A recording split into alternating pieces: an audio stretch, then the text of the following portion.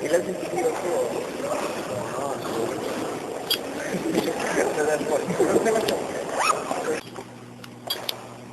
Me preguntan también de cuestiones astronómicas si Plutón es considerado un planeta o un satélite. No, satélite no se le consideró nunca, ni se le considera.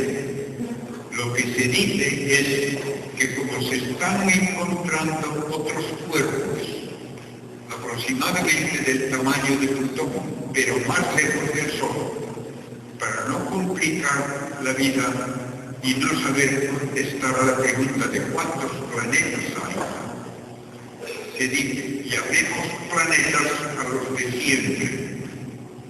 Y ahora hagamos otra clasificación que es planetas enanos.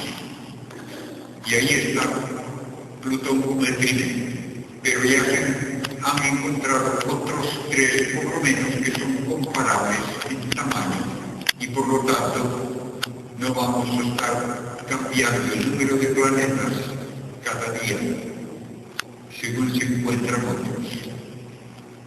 Hay varias preguntas luego de otras cosas de ciencia, pero mucho más, diría yo, de ciencia ficción. Por ejemplo, según Stephen Hawking, la teoría de universos paralelos es plausible y así existiría vida en ellos, pues universos paralelos son pura ciencia ficción, porque lo único que se puede describir científicamente es lo que observamos, y la palabra universo abarca todo lo que es posible observar directa o indirectamente, y si es otro universo, por definición no puede observar.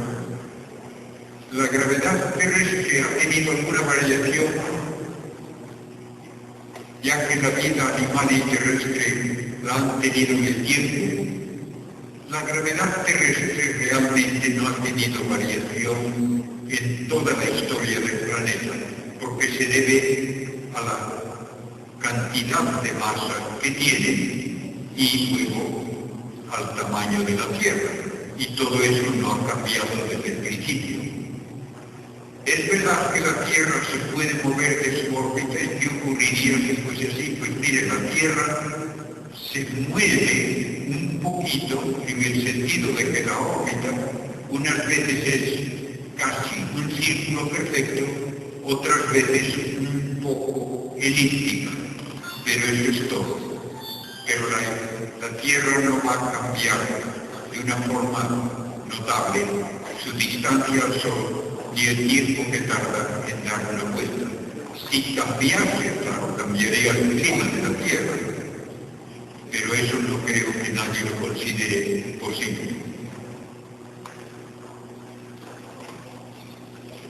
Bien, hay otra pregunta más de astronomía y luego hablaremos de las preguntas que son casi más de psicología.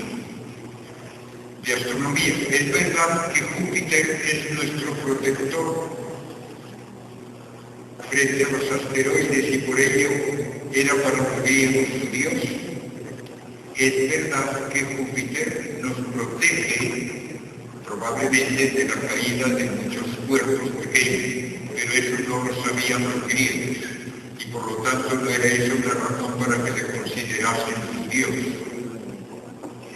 Júpiter, por tener una masa enorme, puede desviar de su órbita cometas y cuerpos más pequeños como los asteroides. Probablemente lo hizo sobre todo en los comienzos del sistema solar. Y eso sí debemos tenerlo en cuenta también para decir que en otro sistema planetario es deseable que haya otro Júpiter que proteja a un planeta parecido a la Tierra. Y ahora vamos a ver una serie de preguntas acerca de la evolución. Primero, ¿cómo se originó la vida humana? Pues uno lo único que puede decir que en un momento adecuado, con una estructura orgánica ya bien preparada, se le dio lo que llamamos el espíritu humano. Pero ninguna forma de evolución puede explicar el espíritu humano, porque ninguna fuerza de la materia puede explicar una poesía, ni puede explicar el que yo actúe libremente, ni puede explicar el que yo tenga deseos de conocer.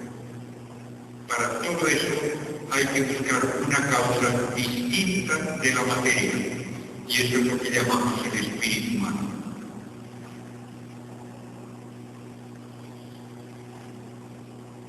Me preguntan luego algo también de tipo más psicológico. ¿Qué es en sí el lenguaje? ¿Un producto psicológico o un fenómeno social específico? Pues no sé exactamente por qué se pone esto como una disyuntiva.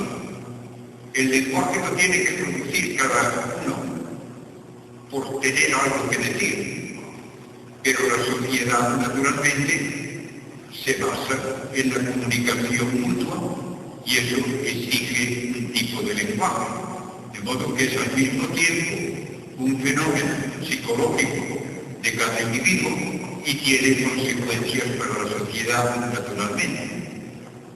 ¿Cuándo y cómo se originó el lenguaje? Pues no lo sabe nadie.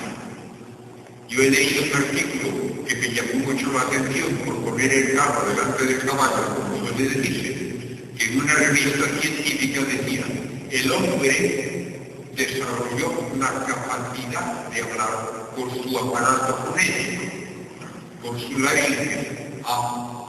Eso llevó a que desarrollase inteligencia para tener algo que decir. Eso es una tontería si las he visto alguna vez detrás de un crédito. Un loro es capaz de hablar. Tiene un sistema fonético capaz de hablar en las lenguas que se le enseñan al loro, pero no tiene nada que decir. Solamente repite sonidos que le han enseñado sin tener idea de que comuniquen significado alguno. ¿Por qué el hombre no se extinguió igual que los dinosaurios? Si se refieren a esta catástrofe, porque no había hombres. El hombre apareció 65 millones de años más tarde, de modo que no podía haber desaparecido con los dinosaurios. Desde entonces no ha habido una catástrofe semejante, pero si lo hubiese, nos iría muy mal, desde luego. Una catástrofe así podría terminar con la humanidad, pues sí. Si los animales evolucionan de acuerdo con el ambiente, ¿por qué las personas no cambiamos? Porque somos inteligentes. Y si yo quiero protegerme del frío, no espero que me salga una pelambre como monstruo. Se la quito al ojo y me la pongo yo. Y si quiero cruzar el océano, no espero a tener aletas y agallos. Hago una barca y lo cruzo más cómodamente. De modo que la evolución de tipo biológico ya no tiene mucho que hacer en nuestro caso, porque nos arreglamos perfectamente sin ello, con toda nuestra tecnología. ¿Cuál es la base fundamental de la evolución mental del hombre con los demás seres? Bien, la evolución del hombre se debe a que tenemos esa realidad no material que nos permite desear, conocer y que nos permite transmitir cultura, cosa que no hacen los animales, porque una araña no cambia el estilo de la tela según la moda, no puede. Está programada para hacer la tela de una manera concreta y no puede hacerla de otra. El hombre, en cambio, por transmisión cultural, está constantemente edificando sobre una base más amplia que la que había anteriormente. Como Como dijo Newton cuando le admiraba por su teoría de la gravedad, si parece que he visto más allá que otros, es porque me encaramé sobre los hombros de gigantes que me precedieron. Así hacemos todos, cuando en una universidad aprendemos en muy pocos años todo lo que hizo la crema de la humanidad durante muchos siglos. Esa es la base de la evolución cultural humana. ¿Cómo se explica la relación entre la hidrocefalia y la capacidad intelectual del hombre? Ya les he dicho que la hidrocefalia es compatible con tener una capacidad intelectual muy elevada, lo cual quiere decir que no hace falta que todo el cerebro funcione como nos parece normal para ser inteligente. Hay situaciones que con mucho menos cerebro permiten todavía una inteligencia muy desarrollada. ¿Es posible que la vida se desarrolle en situaciones extremas distintas de las condiciones que conocemos? No. Ya he dicho que no hay biólogo que discuta que toda la vida se tiene que basar en la química del carbono y en el agua en estado líquido. Y no hay alternativas. No hay ningún otro elemento en el sistema periódico que pueda producir las moléculas necesarias para la transmisión genética, ni hay otro medio líquido adecuado para la química del carbono sino el agua. ¿Es posible que las erupciones solares intensas afecten los polos magnéticos de la Tierra? Afectan a la atmósfera sobre los polos magnéticos, pero no van a cambiar, en cuanto sabemos, los polos magnéticos de la Tierra, que se deben al núcleo de hierro de la Tierra y su giro.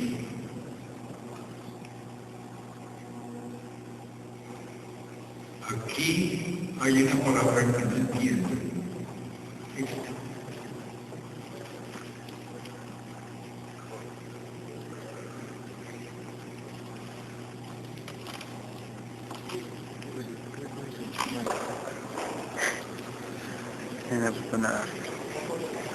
Que me preguntan si creo yo que algo que no sé exactamente lo que es, pero podría ser nanotecnología, nos ayuda a sobrevivir en el espacio.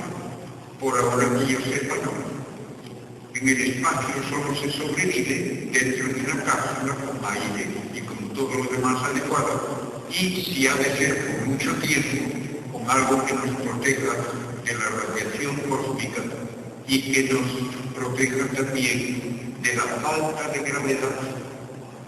He leído recientemente que astronautas que han estado meses en la estación espacial vuelven a Tierra, los examinan los médicos y un astronauta que tiene 40 años de edad muestra una debilitación de los huesos y de los músculos como si tuviese 80. Y eso a pesar de que tienen allí máquinas de gimnasio para hacer ejercicio, de modo que no ha bastado eso para evitar ese deterioro.